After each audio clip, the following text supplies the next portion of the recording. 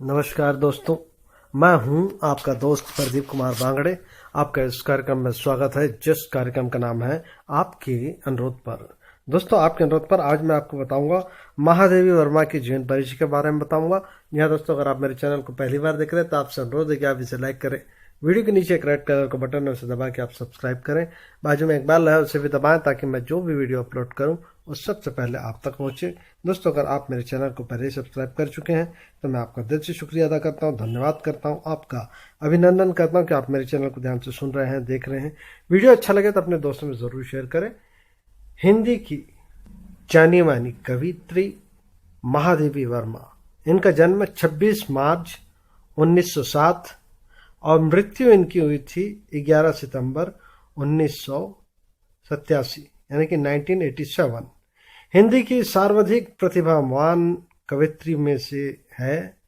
वे हिंदी साहित्य में छायावादी युग के प्रमुख स्तंभों जयशंकर प्रसाद, सूर्यकांत त्रिपाठी निराला और सुमित्रा नंदन पंत के साथ महत्वपूर्ण स्तंभ मानी जाती है। उन्हें आधुनिक मीरा भी कहा जाता है। कवि निराला ने उन्हें हिंदी के विशाल मंदिर की सरस्वती भी कहा है। उन्होंने अध्यापन से अपने कार्य जीवन की शुरुआत की और अंतिम समय तक वे प्रयाग महिला विद्यापीठ की प्रधानाचार्य बनी रही। उनका बाल विवाह हुआ, परंतु उन्होंने अविवाहित की भांति जीवन यापन किया। प्रतिभावान कवित्री और गद्य लेखिका महादेवी वर्मा साहित्य और संगीत में निपुण होने के साथ साथ कुशल चित्रकार और सृजनात्मक अनुवाद भी करती थी। उन्हें हिंदी साहित्य के सभी महत्वपूर्ण पुरस्कार प्राप्त हो चुके हैं। इनका गौरव इनके पास है।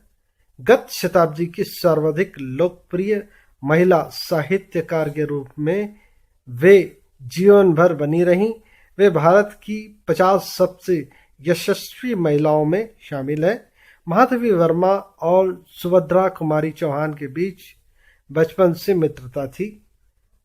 महादेवी जैसे प्रतिभाशाली और प्रसिद्ध व्यक्तित्व का परिचय और पहचान तत्कालीन सभी साहित्यकारों और राजनीतिज्ञों से थी। वे महात्मा गांधी से भी प्रभावित थी। सुभद्रा कुमारी चौहान की मित्र कॉलेज जीवन से ही जुड़ी थी। सुभद्रा कुमारी चौहान महादेवी जी की हाथ पकड़कर सखी के बीच खेलने वाली सखी थी और उन्होंने काफी कुछ लिखा है।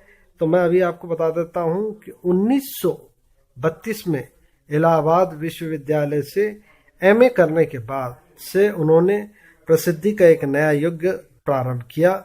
भगवान बुद्ध के प्रति गहन भक्तिमय अनुराग होने के कारण और अपने बाल विवाह के अवसाद को झेलने वाली महादेवी बौद्ध भिक्षुक बनना चाहती थी। कुछ समय बाद महात्मा गांधी के संपर्क और प्रेरणा से उनके मन सामाजिक कार्यों की ओर उन्मुख हो गया।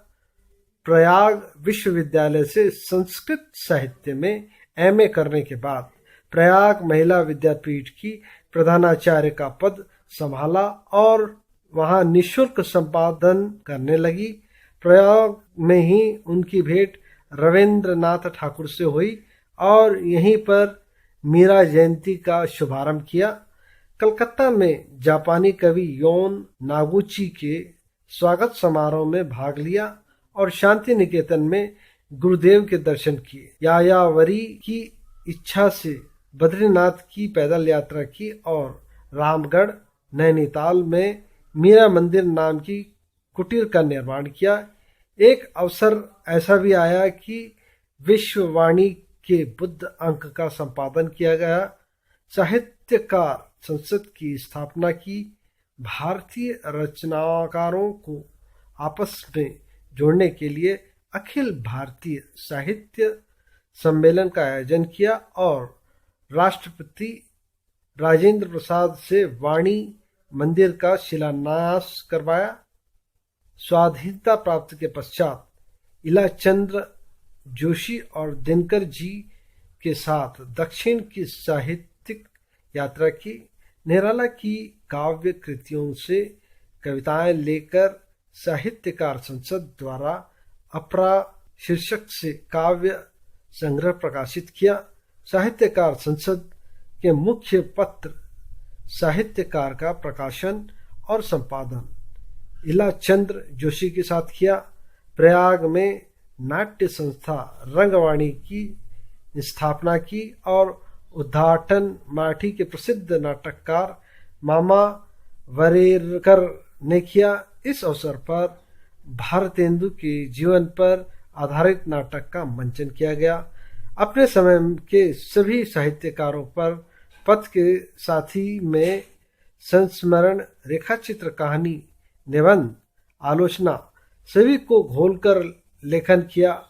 1954 में वे दिल्ली में स्थापित साहित्य अकादमी की सदस्य चुनी गई तथा 1981 में सम्मानित सदस्य।